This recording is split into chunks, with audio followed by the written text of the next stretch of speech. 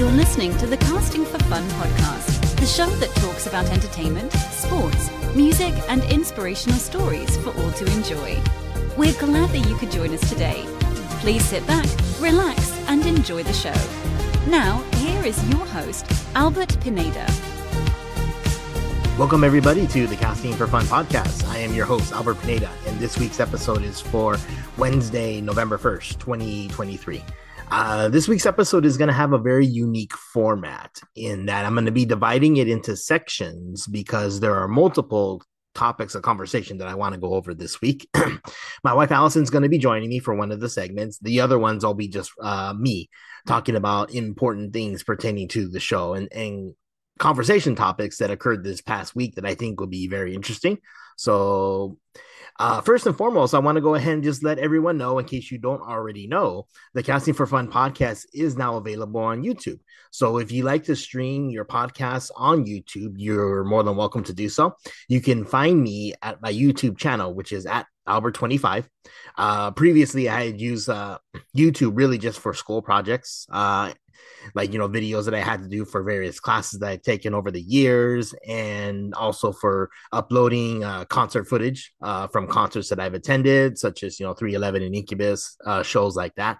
But yeah, I'm going to be using YouTube as a platform to distribute the podcast. So you can actually have just a little bit of a visual, but it's mostly just the audio of every single episode that I've done to this point will be available on YouTube.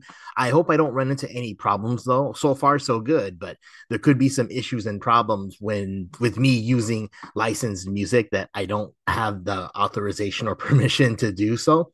In fact, there may be even issues and problems with this particular episode because there's going to be quite a few, but neither here nor there.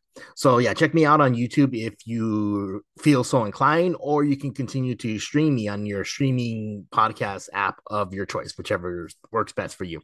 But thank you again for my listeners for the love and support. And I'm going to be touching on the passing of Matthew Perry, which occurred this past weekend on the 28th, this past Saturday.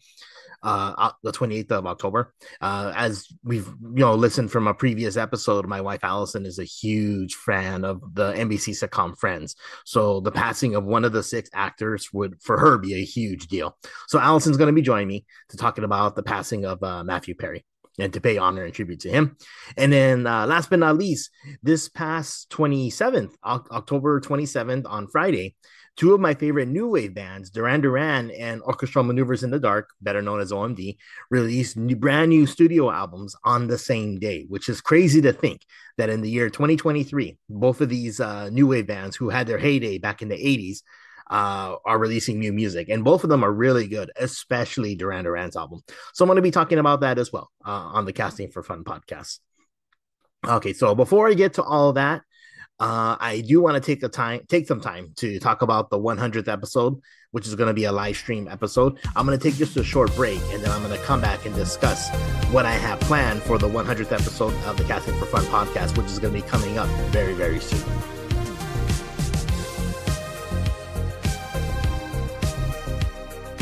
So welcome back, everybody, to the show.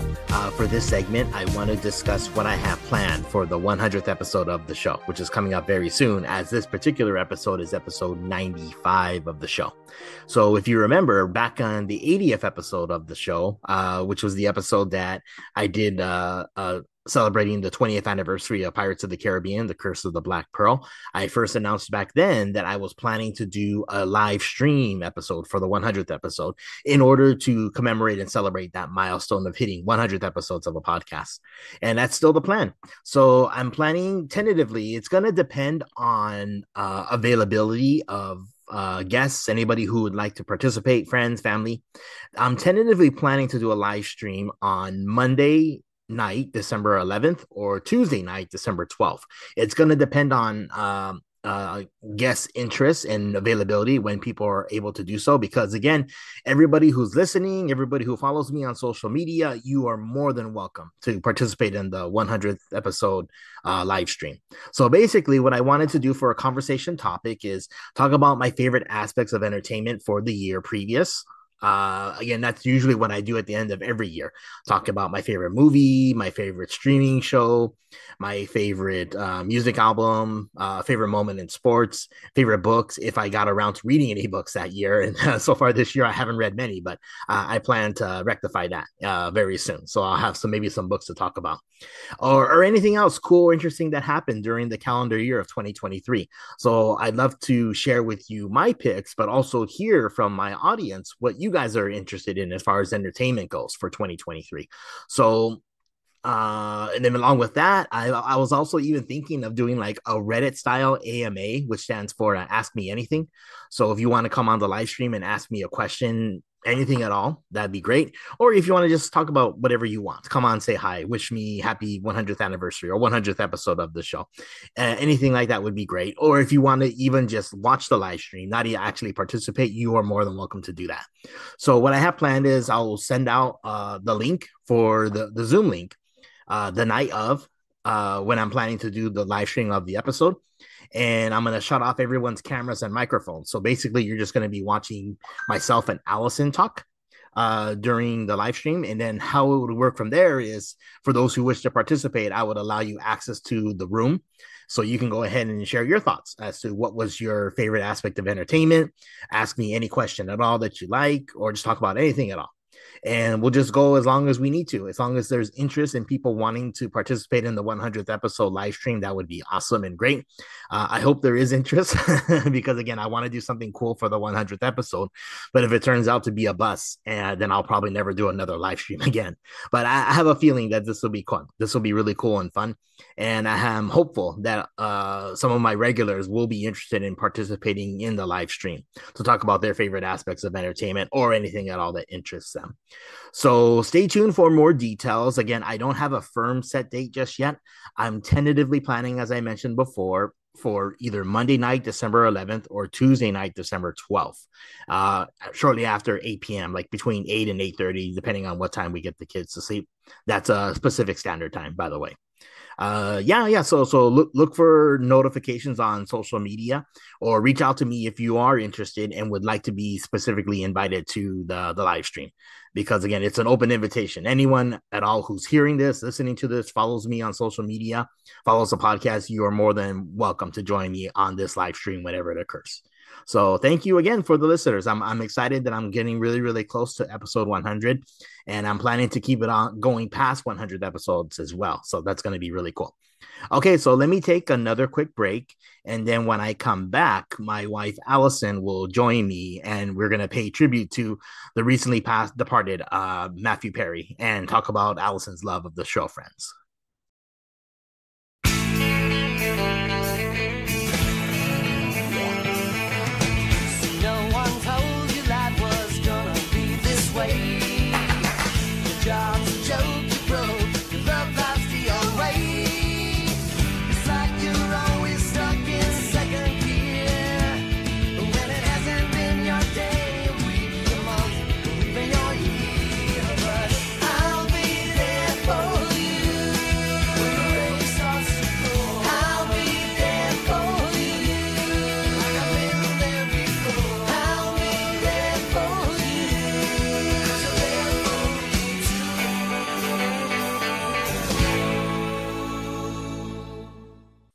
So it's always wonderful to have Allison on the show with me to talk about things that we love.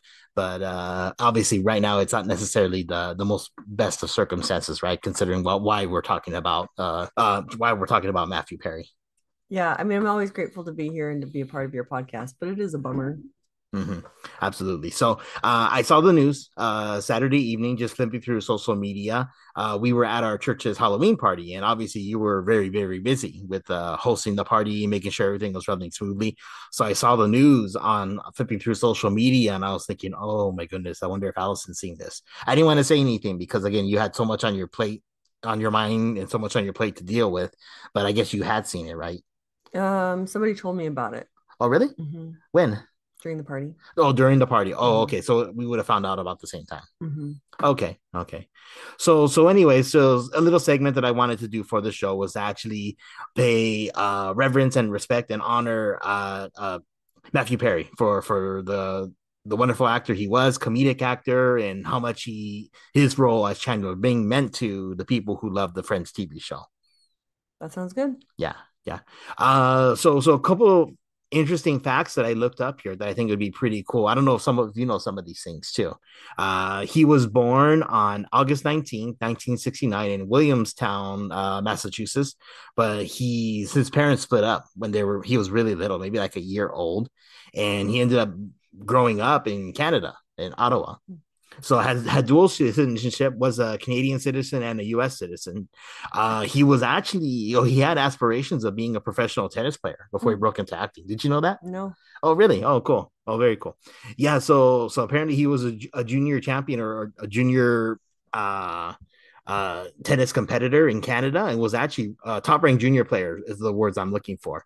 But he ended up moving to LA to live with his biological dad when he was 15. And the competition to play tennis was much stronger here. So I'm wondering, I don't know, maybe in Canada, they're not quite as good as Americans. I guess not. So I mean, had he stayed in Canada, maybe he could have actually had a more prolific tennis career. But it is kind of interesting to learn that he had aspirations to actually play tennis professionally. But as it turned out, acting was his calling in life. His dad was an actor, so I guess it kind of ran in the family in that regard. And he did a lot of improvisational comedy classes in Sherman Oaks while he was in high school. So it's interesting to learn that a lot of comedic actors kind of do those improv classes to kind of learn how to do comedy on the spot. Like I've learned that from the Office Ladies podcast with Pam and Angela, the two actresses who play them, Jenna Fisher and Angela Kingsley. They talked about that Steve Carell, a bunch of other Office cast members all went through improv classes, and Matthew Perry was no exception. So that was pretty cool. Good for him. Yeah. Yeah. And then obviously he got his breakthrough role. He got the role of Chandler Bing for the show, which actually was going to be called 641 before it actually officially got his friend style. Did you know that? Yeah. You did? I knew. Oh, okay. Very cool. So he was cast and he was the youngest of the 6 cast members, but he was only 24 when he was cast. That's crazy. Yeah. Yeah. And then he had his lines memorized. So by all accounts, what I've read online is that he nailed his audition. Like he was basically perfect for the role. I think his background in improvisation probably helped him to kind of have that sarcastic style of humor that Chandler was really known for. So it was kind of cool just to see his career grow and develop. Again, I wasn't a fan of Friends. I wasn't watching it during the 90s. I was familiar with some of his movies that he had done. Like he did during that same time frame, Fools Rush In with Salma Hayek, Almost Heroes with Chris Farley after Chris Farley had passed away. So that was kind of a cool movie. And that one I had seen. That's the only one of his movies that I had seen before. I don't think I've ever seen that. We should watch it. It's dumb, but it's kind of funny. Yeah, we should watch Fools Rush In again. That one's cute. Fools Rush In I've never seen. But what? You've never seen it? No, that's a romantic chick comedy. And in the 90s, I wasn't dating anybody, so I had to have no reason to watch it. You still haven't, though, ever seen it? No, I've never seen it. Oh, we're watching that. Okay, there you go. It's cute. And then the whole 9 yards and the whole 10 yards. And there's those? No, I haven't seen those either. Oh, sorry. Carry on. Okay. Those are so good. Those are good too? Yeah, okay. Sorry, carry on. Okay. Well, interesting fact about those two movies is that those movies also star Bruce Willis. And it was actually during those movies, the filming of the first one in particular, the whole 9 yards, that Matthew Perry developed a friendship with Bruce Willis, which actually led to Bruce Willis being having a guest appearance on the show, which was pretty cool. Did you hear how that went about? It was a bet, right? Yeah. What was the bet? I think about how much the movie would make. Oh. And if it made that much, then he owed them a guest appearance on Friends, and he had to do it for free, which he ended up donating his payment to a charity. Oh, that's pretty cool. Yeah. Oh, very cool. Very cool. So I wanted to ask you, sweetheart, since you're the biggest Friends fan that I know, what did the Chandler Bing character mean to you? And what was his role with the 6 friends? Oh, that's interesting. I mean, this sounds so dumb. I never thought I'd be this person, but I'm like really struggling with his loss, like his death, which seems so stupid. I didn't know the guy. I only saw him on TV. Like, it's dumb. Like, I feel like a silly fan for saying that, but honestly, it's really bothered me. Like, I feel like Friends, and each of those characters were a part of my growing up and a part of my like early adulthood. And even now, like I'm always watching Friends on rerun. Like if I ever need a show to watch, or if I'm ever like I just really need a good laugh, it's Friends. And so I feel like my whole adult life has been watching watching and rewatching the episodes. And so I feel like Chandler Bing and Matthew Perry, of course, has been a part of my life. It's weird. Like I feel like sad, like a loss. Is that pathetic or what? No, not at all. Not at all. I mean, it's we grow attached to these shows. They're entertaining, they're fun. Like you mentioned, I mean, that's a huge part of your life at the time watching those shows. So, obviously, in a way, I mean, like you said, you mentioned you've never met him before, but in a way, I guess maybe you feel like you did know who he was, or at least who the Chandler Bing character was, right? Right. Or that he knew you. Right. So that's the thing. Like, it feels so sad. Like, I'm afraid to watch the show now because I'm like, now it's going to be different. It'll never be the same watching it again. I'll always be sad that he's gone. Mm-hmm. But so I think that's an interesting part is like Chandler being in all of Friends characters, or I didn't realize till Matthew Perry passed away, are like a part of my life. It feels like, at least a part of my growing up. So I think Chandler's character, I think, is relatable because he's pretty nerdy. He's pretty insecure, and we all want to be like the Joey character where we're like, yeah, whatever, I got it all together. But really deep down inside, I think more of us are more like Chandler, and we don't have anything together, and we're all just trying to just survive and fake it through, right? And I think he did that with a lot of humor. So I think that taught people that humor can help you get through really hard times, and help you be comfortable in scenarios you're not necessarily comfortable. And so I think he's a really relatable character. In fact, out of all of the ones on the show, as far as especially the guys, I think he's the most relatable because he's just kind of fumbling through, and the rest of us are too.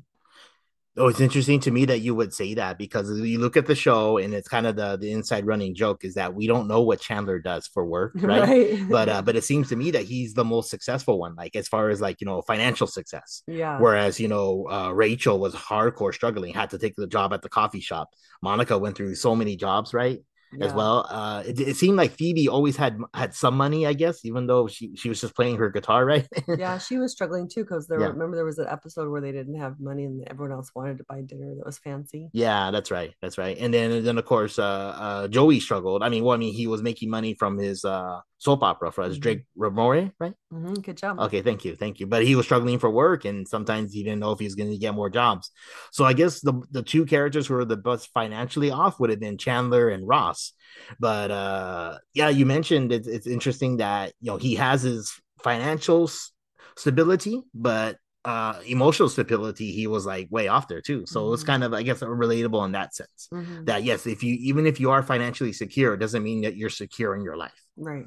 Yep. Very cool. Did you have a favorite Chandler centric episode or storyline from the show? I have several. Can I share several? Share them all. Go for it. Wait, Yeah. hold on. I took notes because I didn't want to forget any of them. Okay. Well, if you remember the last time that we were together, this is probably one of the ones you're going to mention would be the whole surrogacy process that Monica and Chandler went through, right? Because obviously that hits close to home for us. Yeah. What else did you have in mind? Okay. I mean, this is just like funny things that they said, but do you remember the episode where Ross is trying to get the couch up the stairs, the pivot comment, and he says pivot, pivot, pivot? And do you remember what Chandler says? No, I don't. He says, shut up, shut up, shut up. And just like says it in like a Chandler way where it's like, shut up, shut up. It's so funny. And that part, I mean, even like today makes me laugh thinking about that part. So that's one of my favorite lines. And then I love the one where he's in a box. Do you remember that one? No, I don't remember that one either. Oh my gosh, okay. I failed you. We are watching all of these over again when I get the courage to face Chandler. Okay. Okay. So remember he was after Kathy, which was Joey's girlfriend, and he kissed Kathy and was after her. Oh yeah. And so Joey was so upset that he put him in a box.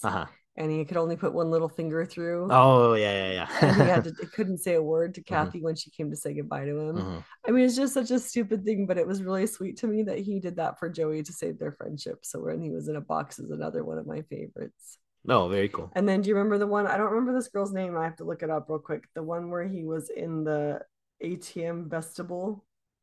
Oh, with Jill Goodacre. Do you remember that? No, I don't think I remember that and one. He got on the phone with Joey and he didn't want to say that I'm like have the model hear him say it. So he's like, I'm stuck in an ATM festival with Jim Goodacre. And he's trying to say it like all that. Like I didn't do the justice that he does, but when he's trying to do it like that, and he's like saying it 14,000 times, and then he gets on with Joey, and Joey's like, oh, he's on it. Like Joey just understood him. But that part was funny. And then he says she offers him gum. Do you remember this? She offers him gum and he says gum would be perfection. And then he makes fun of himself for saying it's perfection. That one's funny. Okay, wait. And then the one where he goes to Yemen. Do you remember that? No, I don't think I remember that one Oh, either. babe, you're Okay, failing me I'm here. sorry. Yeah. Although if you did this for Star Wars, I would fail. So I guess it goes both ways. Okay. But he is trying to break up with Janice again. Okay, yeah. And like they've been off and on, and he tries to break up with her, and he says, I can't be with you because I'm moving to Yemen. And so then she's like, I'm gonna come and say goodbye to you. And so she takes him to the airport and he has to purchase a ticket for real, and it's $2,100 for a ticket to Yemen. Mm-hmm.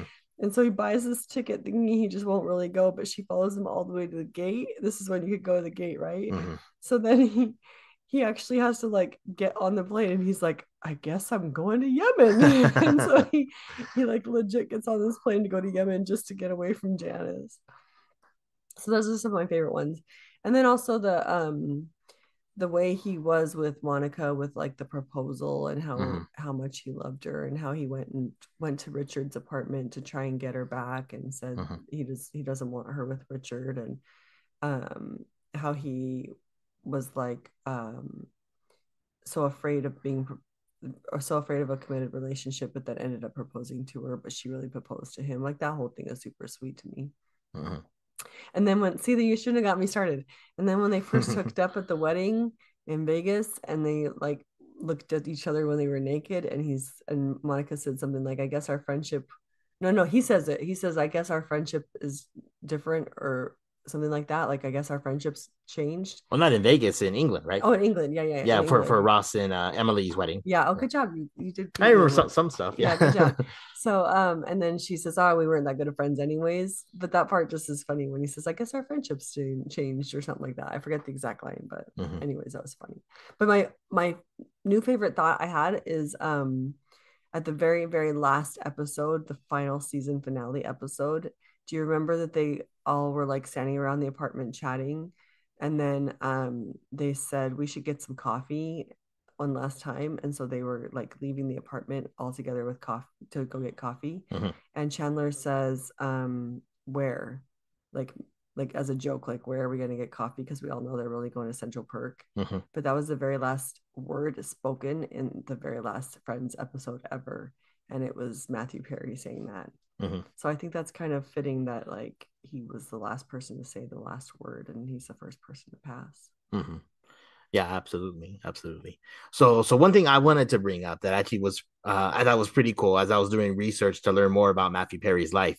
So if you remember the episode that Allison and I recorded where we just talked about Friends randomly, just because I mentioned that my all-time favorite episode is the one after the Super Bowl. Oh yeah. And I mentioned that because of really funny, high, really out there with the humor, because of the built-in audience they were going to get from following the Super Bowl that year, and that they had so many cool guest stars, including Julia Roberts, and the whole sequence between the two of them I thought was hilarious and funny, especially the prank that she pulls on him. I don't know if you know this, but in real life, Julia Roberts and Matthew Perry were dating at the time. At the time? Yeah, in 1996. Are you sure? Oh, yeah. I looked it up. I have various sources that confirm. Okay. Yeah, for about 2 years, in like 96 to 97. They did it for 2 years? Roughly, maybe a year and a half. Wow. But so it's not super long as far as like Hollywood is concerned. Land, it's long. I guess that's kind of long. but it brought an extra layer or extra level of funniness to me that a couple she probably came on the show because he convinced her to do it, and they would have that funny interaction with each other as a couple. Where she's playing pranks on him to get back at him for what he had done to her as a child. So go back and rewatch this episode. I mean, I guess for me, I should go back and rewatch all the episodes, but we all should. We should all watch them all. But watch that one after the Super Bowl one more time, knowing that at the time of filming, Matthew Perry and Julia Roberts were actually dating in real life. So that's kind of funny to me. That's cute. I like that. Very cool. Thanks for sharing. Oh, you're welcome.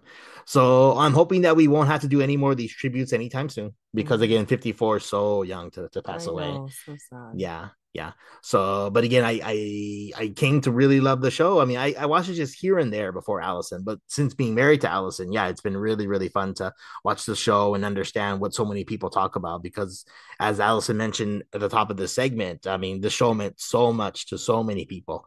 And it's like losing someone that's really important and special to you. Which may be kind of silly because it's a celebrity, but at the same time, it doesn't make it any less sad when someone tragically passes away, especially at a young age. Mm-hmm. So, our deepest condolences to family members, friends, fans, people who loved him. And it's great that we have all these shows recorded so that we can go back and rewatch them whenever we want. But I guess we have to give some time first before we're ready to watch them again, right? Mm-hmm. Cool. Did you have anything else you wanted to say about Matthew Perry? Oh, the only other thing is now I want his book because I read this quote from his book that someone posted today. And it said that he hopes that when he's gone, he knows that, well, he said, how did he word it? Something like he knows when he's gone that it'll be all about friends, friends, friends. But if he had his way, it would be about how he helped people in his life. And that's the legacy he wants to be remembered for, is that he helped other people. Very cool. Very That's cool. Sweet. Oh. Yeah, very nice. Okay. So we'll end it there. But thank you, Allison, for coming on to the show just to talk about biggest fan, Matthew Perry and pay honor and tribute to him. And stay tuned for more of the Cassie for Fun podcast. I'll be back in just a little bit after a short break. Bye.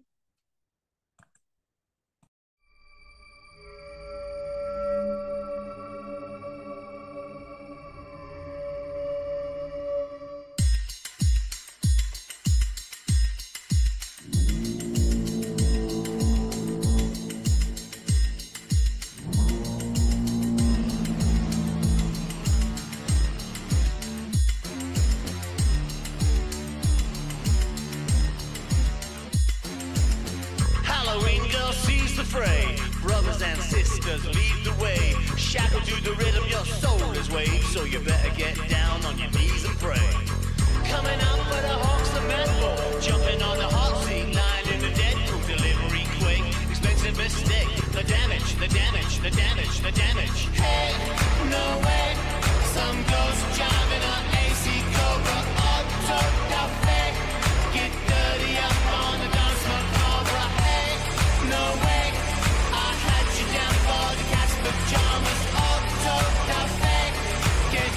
So welcome back to the last segment of this episode for the show. And before I jump into the talking points, my daughter Avery actually has a special Halloween message she wants to leave.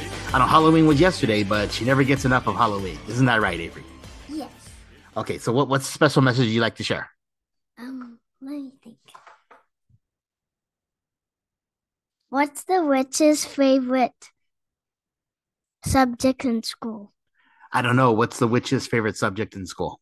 Spelling. Spelling. Oh, that's right, because you got spells. Thank you very much. Happy Halloween. So that was Avery. Very cool. Very cool. So for this last segment of the show, I wanted to discuss two recent music albums that were released this past weekend that I wanted to share with the audience. Albums that my older audience, older listeners, people close to my age or older would probably be interested in. It was from new albums from Duran Duran and Orchestral Maneuvers in the Dark, better known as OMD. Danse Macabre, and Baja Staircase. So what made this really cool is the fact that both bands released these albums on the exact same day, on October 27th, 2023. In fact, if you just said, hey, in the year 2023, are Duran Duran and OMD going to release new music? What, really? And they're also going to do it on the same day. So when that happened, I knew for sure that I wanted to talk about it on the podcast. So, it was commonplace for 80s new wave bands such as OMD, Duran Duran, The Cure, Depeche Mode to release albums with high frequency. Like, in fact, in 1986, Duran Duran released the Notorious album, OMD released The Pacific Age, and Depeche Mode released Black Celebration all in the same year. So bands back then, I think they wanted to strike where the iron was hot, and they were releasing albums with a lot of frequency, like maybe every year or every other year. It was in the 90s when, you got albums spaced out, where you have bands like of this nature releasing new albums every 4, 5, 6, sometimes longer years. So I guess it didn't really seem to be as pressing of a matter for them to release new material or, to take their time with albums. So anyway, so anytime bands that I love release new albums, I'm always interested in hearing more and listening to them. So I want to talk about both albums to conclude this segment of the podcast, starting first with Danse Macabre by Duran Duran. So this was a really interesting album. Duran Duran had performed in Las Vegas last Halloween night in 2022. And they got the idea of doing an all Halloween themed album because of the vibe and energy from the crowd that night. And I can attest that Halloween night concerts are really cool and really special experiences. I got to see Incubus perform on Halloween night way back in 2001 with was it 2000? No, I apologize. No, it would have been 2002 with my older brother Fernando and my buddy Marcelo at the old Irvine Meadows before it was demolished.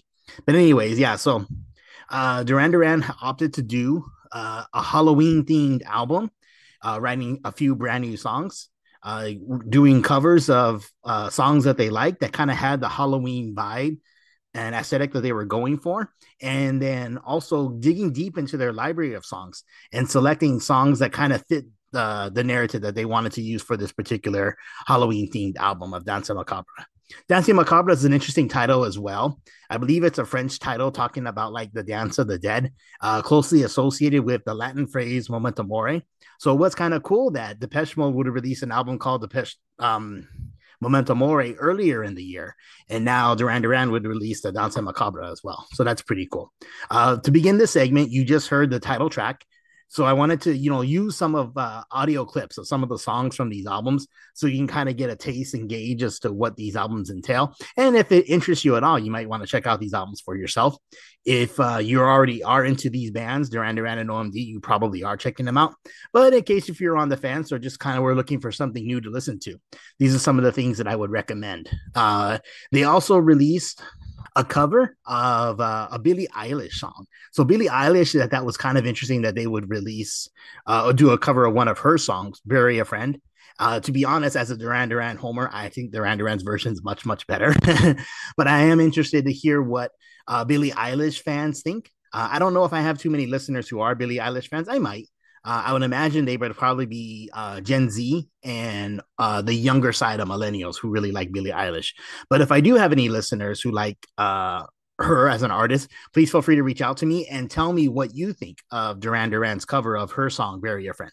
So here we go. I'm going to take just a quick pause. This is Duran, a little excerpt of Duran Duran's song, Bury Your Friend.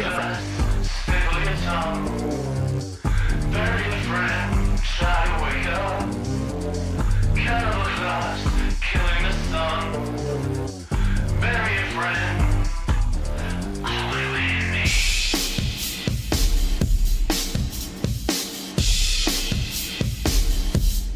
What do you want from me? Why don't you run from me? What are you wondering? What do you know? Why aren't you scared of me? So that was Duran Duran's cover of Bury a Friend by Billie Eilish. And then other notable covers that they do on this album include Painted Black by the Rolling Stones, Psycho Killer by the Talking Heads. That one's really cool. Ghost Town by the Specials. And then they take one of their older songs from their classic album, Real, Lonely in Your Nightmare, and mix it in with the song Super Freak by Rick James, and it sounds really cool. So that's actually a song that I would recommend checking out.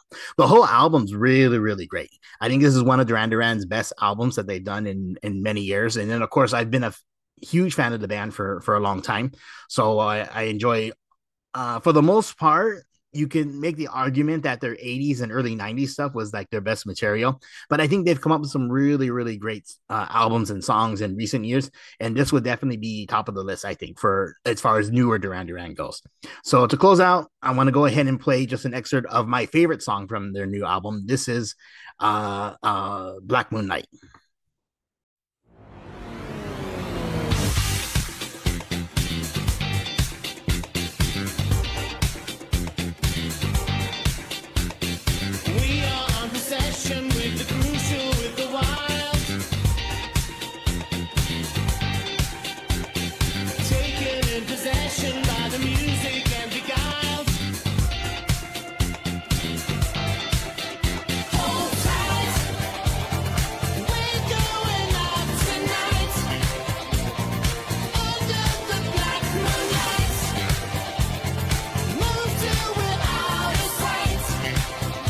Very cool. So now let's jump into some OMD. Their most recent album, entitled Baja Staircase, also released on October 27th, the same day as Duran Duran. And here's a little bit of their title track, Baja Staircase.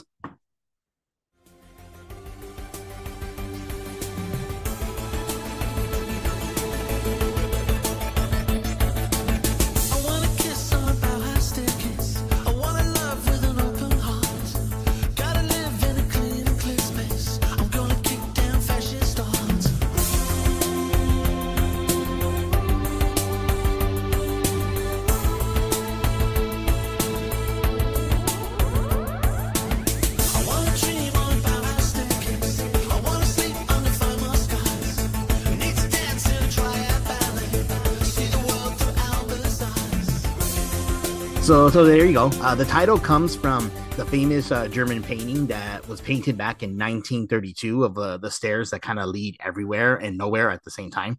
So it's kind of a well-known painting. This particular album by OMD is very politically charged. So, I mean, that might be enticing for some people, maybe not so much for others. But I do think it's really, really cool sounding, really great songs. Now, obviously not their best material. I would argue that OMD's newer stuff hasn't been quite as good as Duran Duran's newer stuff.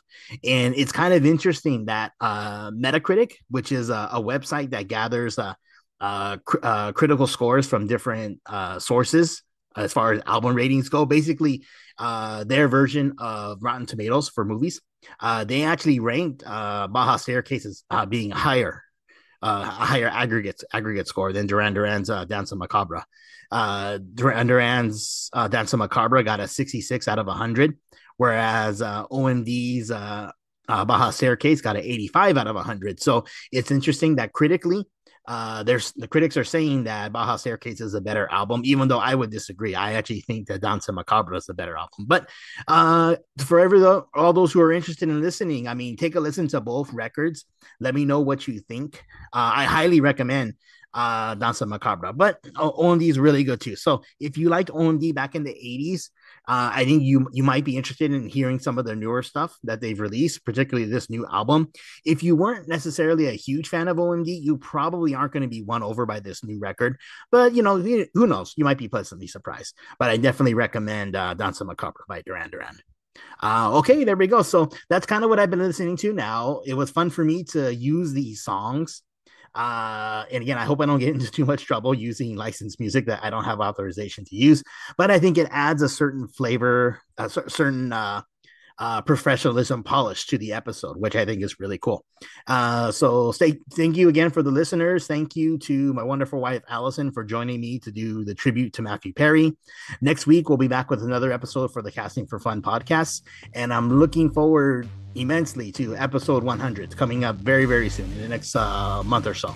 So thank you, everybody, and have a great, I hope everybody had a great Halloween and have a great rest of your week. And thank you for listening to the Casting for Fun podcast.